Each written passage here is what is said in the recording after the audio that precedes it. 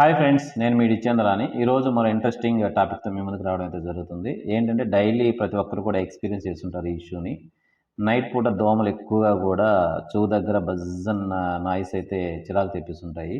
అవి ఎందుకు అలా చెవు దగ్గరే వచ్చి నాయిస్ చేస్తాయి అనేసి ఈ వీడియోలో అయితే తెలియజేస్తాను. అలాగే ఇంకోటి ఏంటంటే కొంతమందికి ఎక్కువగా దోమలు కుట్టడం అయితే జరుగుతుంది. అది ఏంటి, ఎందుకు కుడుతుంది అనేది ఈ వీడియోలో చూద్దాము. వీడియోలోకి వెళ్ళే ముందు మన ఛానల్ ఫస్ట్ టైం చూస్తున్న వారైతే లైక్ చేసి సబ్స్క్రైబ్ చేసుకోండి.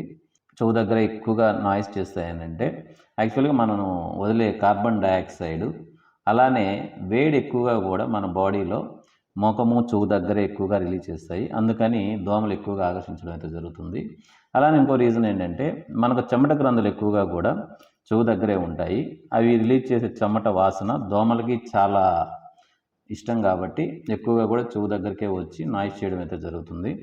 అలానే ఎందుకు కొంతమందికి మాత్రమే దోమ కుడుతుందనంటే మామూలుగా చెమట గ్రంథుల్లో ఉండే లాక్టిక్ యాసిడ్, అమోనియా దోమలకు ఆ వాసన చాలా ఇష్టం కాబట్టి, అలానే పర్టికులర్ బ్లడ్ గ్రూప్, ఓ బ్లడ్ గ్రూప్ ఉన్న వ్యక్తులకి ఎక్కువగా కుట్టడం అయితే జరుగుతుంది. అలానే ఎవరైతే డార్క్ డ్రెస్ వేసుకుంటారో ఎక్కువగా దోమలకి కనిపిస్తాయి డార్క్ డ్రెస్సులు, అందుకని ఎక్కువగా వారిని అయితే కుట్టడం జరుగుతుంది. మరిన్ని ఇంట్రెస్టింగ్ వీడియోస్తో మళ్ళీ మీ ముందుకు వస్తాను. ఈ వీడియో నచ్చినట్లయితే లైక్ చేయండి, షేర్ చేయండి. Thank you.